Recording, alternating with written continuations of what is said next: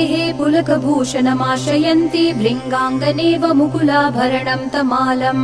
अङ्गीकृताखिल विभूतिरपाङ्गलीला माङ्गल्यदास्तु मम मङ्गलदेवतायाः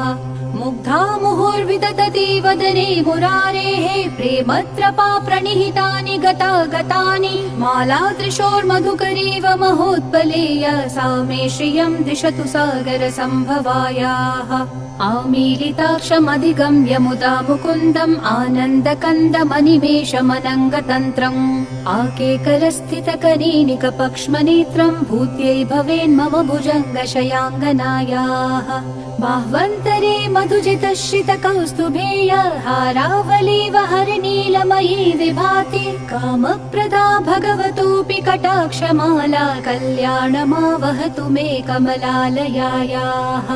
कालाम्बुतालि ललितोरसिकैटभारेः धाराधरे स्फुरति या तडिदङ्गनेव मातुः समस्त जगतां महनीयमूर्तिः भद्राणि मे दिशतु भार्गवनन्दनायाः प्राप्तं पदं प्रथमतः खलु यत्प्रभावात् माङ्गल्यभाजि मधुमाथिनि मन्मथेन मय्यापते तदिह मन्थरमीक्षणार्थं मन्दालसं च मकरालय कन्यकायाः विश्वामरेन्द्रपदविभ्रमदानदक्षम् आनन्दहेतुरतिकं मुरविद्विषोऽपि ईशन्निषीदतु मयि क्षणमीक्षणार्थम् इन्दीवरोदर सहोदरमिन्दिरायाः इष्टाविशिष्टमतयोऽपि ययात्रयार्त्रदृष्ट्या त्रिविष्टपपदं सुलभं लभन्ते दृष्टिप्रहृष्टकमलोदर दीप्तिरिष्टां पुष्टिं कृशिष्ट मम पुष्करविष्टरायाः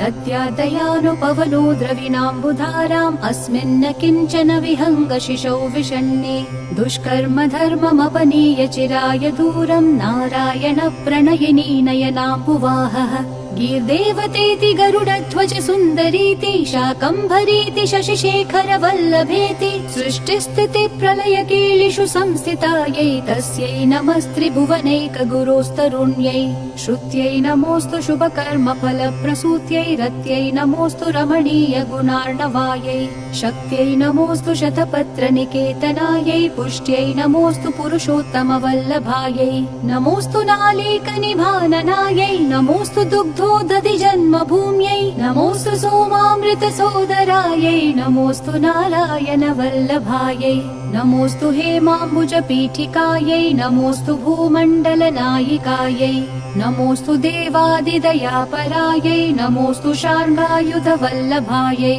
नमोऽस्तु देव्यै भृगुनन्दनायै नमोऽस्तु विष्णोरुरसि स्थितायै नमोऽस्तु लक्ष्म्यै कमलालयायै नमोऽस्तु दामोदर वल्लभायै नमोऽस्तु कान्त्यै कमलेक्षणायै नमोऽस्तु भूत्यै भुवनप्रसूत्यै नमोऽस्तु देवादिभिरर्चितायै नमोऽस्तु नन्दात्मज वल्लभायै सम्पत्कराणि सकलेन्द्रियनन्दनानि साम्राज्यदान विभवानि सरोरुहाक्षि त्वद्वन्दनानि दुरितोद्धरनोद्यतानि मामेव मातरनिशं कलयन्तु मान्ये यत्कटाक्ष समुपासना विधिः सेवकस्य सकलार्थसम्पदः सन्तनोति वचनाङ्गमानसैः त्वां मुरारि हृदयेश्वरीं भजे सरसिजनिलये सरोजहस्ते धवलतमांशुकगन्धमाल्यशोभे भगवति हरिवल्लभे मनोगे त्रिभुवनभूतिकरी प्रसीद मह्यम् दिग्हस्तिभिः कनककुम्भमुखाव्रसिष्टस्वर्वाहिनी विमलचारुजलप्लुताङ्गीम् प्रातर्नमामि जगतां जननीम् अशेषलोकाधिनाथ गृहिणीम् अमृताब्धिपुत्रीम् कमले कमलाक्षवल्लभे त्वं करुणापूरतरङ्गितैरपाङ्गैः अवलोकय माम किञ्चनानां प्रथमं पात्रमकृत्रिमं दयायाः स्तुवन्ति ये स्तुतिभिरमीभिरन्वहं त्रयीमयीं त्रिभुवनमातरं रमाम् गुणाधिका गुरुतर भाग्यभागिनो भवन्ति ते भुवि बुधभाविताशयाः इति श्रीमच्छङ्कराचार्याकृत श्रीकनकधारा स्तोत्रं सम्पूर्णम्।